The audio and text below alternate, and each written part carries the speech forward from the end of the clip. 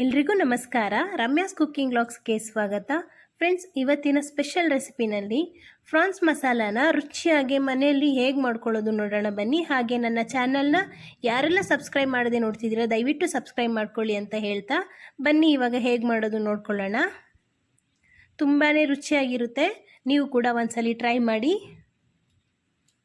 ನಾನಿಲ್ಲಿ 1 kg ಆಗೋಷ್ಟು ಫ್ರಾನ್ಸ್ನ ತೊಗೊಂಡಿದ್ದೀನಿ. ಕ್ಲೀನಾಗಿ ಒಂದು 4-5 ಸಲ ತೊಳೆದು ಅರಿಶಿನ ಉಪ್ಪು ಹಾಕಿ ಕೂಡ ತೊಳೆದು ಇಟ್ಕೊಂಡಿದ್ದೀನಿ ನಾನು. ಇದ್ರ ಬೆನ್ನ ಮೇಲೆ ಸಣ್ಣ ಲೈನ್ ಇರುತ್ತೆ, ಅದನ್ನು ಕೂಡ ಕ್ಲೀನ್ ಮಾಡ್ಕೋಬೇಕಾಗುತ್ತೆ, ಇಲ್ಲಾಂದರೆ ಫುಡ್ ಪಾಯ್ಸನ್ ಆಗೋ ಸಾಧ್ಯತೆ ಇರುತ್ತೆ. ಈಗ ನಾನೊಂದು ಪ್ಯಾನ್ಗೆ ಎಣ್ಣೆನ ಹಾಕೋತಾ ಇದ್ದೀನಿ. ನೀವು ಬೇಕಾದರೆ ಕೊಬ್ಬರಿ ಎಣ್ಣೆ ಕೂಡ ಯೂಸ್ ಮಾಡ್ಕೋಬೋದು, ತುಂಬಾ ರುಚಿಯಾಗಿರುತ್ತೆ. ಎಣ್ಣೆ ಬಿಸಿ ಆಗಬೇಕು. ಎಣ್ಣೆ ಬಿಸಿ ಆದ ನಂತರ ನಾನಿಲ್ಲಿ 1 ಪಲಾವ್ ಎಲೆ, ಸ್ವಲ್ಪ ಸೋಂಪು, ಕಸ್ತೂರಿ ಮೇಥಿ 4, 2 ಏಲಕ್ಕಿ, ಚಕ್ಕೆ 1 ಇಂಚು, ಸ್ವಲ್ಪ ಸೋಂಪು ಇಷ್ಟನ್ನು ಹಾಕಿ ಫ್ರೈ ಮಾಡ್ಕೋತಾ ಇದ್ದೀನಿ. ಹಾಗೆ ಒಂದು 4 ಹಸಿಮೆಣಸಿನ್ಕಾಯಿ, 1-2 ಕಡ್ಡಿಯಷ್ಟು ಕರಿಬೇವಿನ ಸೊಪ್ಪನ್ನ ಹಾಕಿ ಚೆನ್ನಾಗಿ ಫ್ರೈ ಮಾಡ್ಕೊಳ್ಳೋಣ. ಈಗ ನಾನು 1 kgಗೆ 2 ದಪ್ಪ ಸೈಜ್ ಅಷ್ಟು ಈರುಳ್ಳಿನ ಮಿಕ್ಸಿನಲ್ಲಿ ಹಾಕಿ ಪೇಸ್ಟ್ ಮಾಡಿ ಇಟ್ಕೊಂಡಿದ್ದೀನಿ.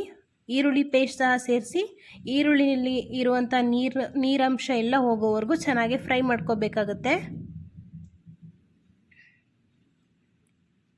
ಈಗ ಇದಕ್ಕೆ ನಾನು 1 ಸ್ಪೂನಷ್ಟು, 1 ದೊಡ್ಡ ಸ್ಪೂನ್ ಆಗೋಷ್ಟು ಶುಂಠಿ ಬೆಳ್ಳುಳ್ಳಿ ಪೇಸ್ಟ್ನ ಸಹ ಸೇರಿಸಿ ಚೆನ್ನಾಗಿ ಹುರ್ಕೋಬೇಕು.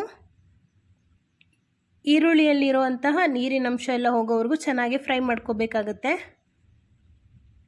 ಇವಾಗ ಇದಾಗಿದೆ ಫ್ರೆಂಡ್ಸ್. ಈಗ ನಾನು ಟೊಮೆಟೊ ತೊಗೊಂಡಿದ್ದೀನಿ, 2 ಆ್ಯಪಲ್ ಟೊಮೆಟೊನ ತೊಗೊಂಡು ಇಲ್ಲಿ ಪೇಸ್ಟ್ ಮಾಡಿ ಹಾಕೋತಾ ಇದ್ದೀನಿ. ಹುಳಿ ಟೊಮೊಟೊ ಆದರೆ ಒಂದೇ ತೊಗೊಳ್ಳಿ, ಆದಷ್ಟು ಸ್ವೀಟ್ ಟೊಮೊಟೊನ ಯೂಸ್ ಮಾಡಿದ್ರೇ ಒಳ್ಳೆಯದು. ಇದು ಕೂಡ ಚೆನ್ನಾಗಿ ಮಿಕ್ಸ್ ಮಾಡ್ಕೊಳ್ಳೋಣ.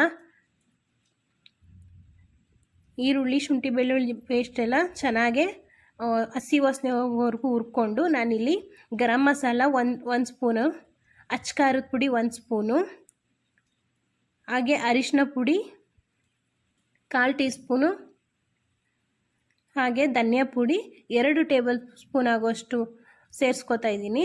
ಇದಾಗೇ ಡ್ರೈ ರೋಸ್ಟ್ ಮಾಡ್ಕೊಳ್ಳೋಣ. ಹಾಗೆ 1/4 ಟೀ ಸ್ಪೂನ್ ಆಗೋಷ್ಟು ಜೀರಿಗೆ ಪುಡಿ, ರುಚಿಗೆ ತಕ್ಕಷ್ಟು ಉಪ್ಪನ್ನ ಹಾಕಿ ಚೆನ್ನಾಗಿ ಮಿಕ್ಸ್ ಮಾಡ್ಕೊತಾ ಇದ್ದೀನಿ ನಾನು.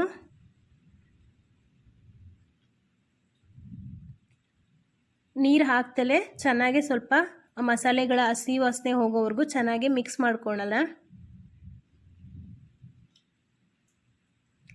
ಹಾಗೆ ಒಂದು ನೆನಪಿನಲ್ಲಿ ಇಟ್ಕೊಳ್ಳಿ, ಫ್ರಾನ್ಸಲ್ಲಿ ನೀರಿನಂಶ ಜಾಸ್ತಿ ಇರುತ್ತೆ.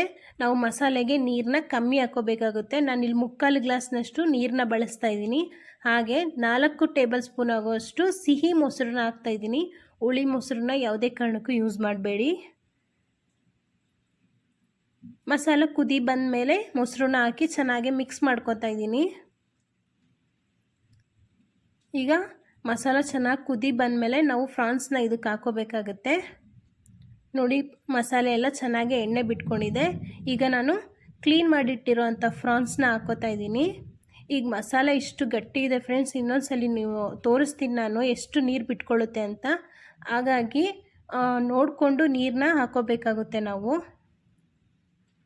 ಎಲ್ಲ ಫ್ರಾನ್ಸ್ನೂ ಹಾಕ್ತಾಯಿದ್ದೀನಿ ನಾನು. ಹಾಕಿ ಚೆನ್ನಾಗಿ ಮಿಕ್ಸ್ ಮಾಡಿ ಲಿಡ್ನ ಕ್ಲೋಸ್ ಮಾಡ್ಕೊಳ್ಳೋಣ. ಫ್ರಾನ್ಸ್ ಬೇಗನೆ ಬೇಯುತ್ತೆ, ಹಾಗೆ ಇದು ಈಸಿಯಾಗಿ ಯಾರು ಬೇಕಾದರೂ ಸಹ ಮಾಡ್ಕೋಬೋದು.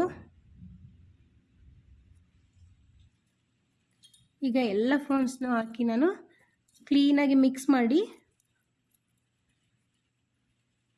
ಒಂದು 10 ನಿಮಿಷ ಬೇಯಲಿಕ್ಕೆ ಬಿಡ್ತೀನಿ ನಾನು. ಚೆನ್ನಾಗಿ ಮಿಕ್ಸ್ ಮಾಡ್ಕೋಬೇಕು. ಆ ಮಸಾಲ ಎಲ್ಲ ಫ್ರಾನ್ಸ್ಗೆ ಒಂದು ಹಾಗೆ ಮಿಕ್ಸ್ ಮಾಡ್ಕೋಬೇಕು.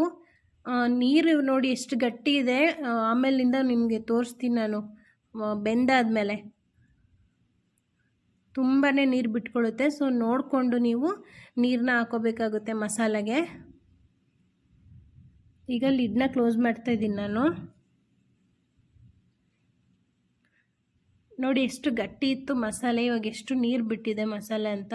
ಈಗ ಫ್ರಾನ್ಸ್ ಕೂಡ 1/4 ಭಾಗ ಅಷ್ಟು ಬೆಂದಿದೆ. ಒಂದ್ಸಲಿ ಚೆನ್ನಾಗಿ ತಿರುಗಿಸ್ಕೊಂಡು ಮತ್ತೆ ಲಿಡ್ನ ಕ್ಲೋಸ್ ಮಾಡ್ಕೊತಾ ಇದ್ದೀನಿ ನಾನು. ನಾನಿಲ್ಲಿ ಚಪಾತಿಗೆ ಮಾಡಿರೋದ್ರಿಂದ ಸ್ವಲ್ಪ ತೆಳ್ಳಗೆ ಮಾಡ್ಕೊಂಡಿದ್ದೀವಿ. ಚಪಾತಿಗೆ ಬೇಡ ಸೈಡ್ಸ್ಗೆ ಅನ್ನೋದಾದರೆ ನೀರನ್ನ ಇನ್ನೂ ಒಂದು 1/4 ಗ್ಲಾಸ್ ಹಾಕ್ಕೊಂಡ್ರೆ ಸಾಕು. ಈಗ ಮತ್ತೆ ಲಿಡ್ ಕ್ಲೋಸ್ ಮಾಡ್ತಾಯಿದ್ದೀನಿ. ಈಗ ಚೆನ್ನಾಗಿ ಬೆಂದಿದೆ. ಈಗ ನಾನು ಒಂದು 10 ಗೋಡಂಬಿ, ಒಂದು ದೊಡ್ಡ ಟೀ ಸ್ಪೂನ್ ಆಗುವಷ್ಟು ಗಸಗಸೆನ ನೆನೆಸಿ ಇಟ್ಟಿದ್ದೆ, ಅದನ್ನು ಕೂಡ ರುಬ್ಬಿ ಪೇಸ್ಟ್ ಮಾಡಿ ಲಾಸ್ಟಲ್ಲಿ ಹಾಕೋತಾ ಇದ್ದೀನಿ. ಟೇಸ್ಟು ತುಂಬ ಚೆನ್ನಾಗಿ ಬರುತ್ತೆ. ಈಗ ಚೆನ್ನಾಗಿ ಒಂದ್ಸಲ ಮಿಕ್ಸ್ ಮಾಡ್ಕೊಳ್ಳೋಣ. ಇವಾಗ ಪೂರ್ತಿಯಾಗಿ ರೆಡಿಯಾಗಿದೆ. ಈಗ ಸ್ಟವ್ನ ಆಫ್ ಮಾಡಿ ನಾನು ಒಂದು ಅರ್ಧ ಹೋಳನಷ್ಟು ನಿಂಬೆಹಣ್ಣು ಹಾಕ್ಕೊತಾ ಇದ್ದೀವಿ. ಯಾಕಂದರೆ ನಾವು ಟೊಮೊಟೊ ಹಾಕಿದ್ದೀವಿ ಮತ್ತು ಮೊಸರು ಸಹ ಸೇರಿಸಿದ್ದೀವಿ. ಹಾಗೆ ನಿಂಬೆಹಣ್ಣ ಕಮ್ಮಿ ಹಾಕ್ಕೊಳ್ಳೋಣ ನಾವು. ಒಂದು ಚಿಕ್ಕ ನಿಂಬೆಹಣ್ಣು ಹಾಕಿದ್ದೀನಿ ನಾನು, ಒಂದು ಅರ್ಧ ಹೋಳನಷ್ಟು. ಹಾಗೆ ಕೊತ್ತಂಬರಿ ಸೊಪ್ಪು ಹಾಕ್ಕೊಂಡು ಚೆನ್ನಾಗಿ ಮಿಕ್ಸ್ ಮಾಡಿಕೊಂಡ್ರೆ ನಮ್ಮ ಫ್ರಾನ್ಸ್ ಕರಿ ರೆಡಿ ಆಯಿತು. ತುಂಬಾ ರುಚಿಯಾಗಿರುತ್ತೆ. ನೀವು ಕೂಡ ಒಂದ್ಸರಿ ಟ್ರೈ ಮಾಡಿ. ಹೇಗಿದೆ ಅಂತ ನನಗೆ ಕಮೆಂಟ್ ಮೂಲಕ ತಿಳಿಸಿ. ಈಗ ನಾನು ಸರ್ವಿಂಗ್ ಬೌಲ್ಗೆ ಸರ್ವ್ ಮಾಡ್ಕೋತಾ ಇದ್ದೀನಿ. ಫ್ರೆಂಡ್ಸ್, ಈ ನನ್ನ ರೆಸಿಪಿ ನಿಮಗೆ ಇಷ್ಟ ಆಗಿದರೆ ದಯವಿಟ್ಟು ನನ್ನ ಚಾನಲನ್ನು ಸಬ್ಸ್ಕ್ರೈಬ್ ಮಾಡ್ಕೊಳ್ಳಿ. ಹಾಗೆ ಲೈಕ್ ಮಾಡಿ, ಶೇರ್ ಮಾಡಿ. ಧನ್ಯವಾದಗಳು.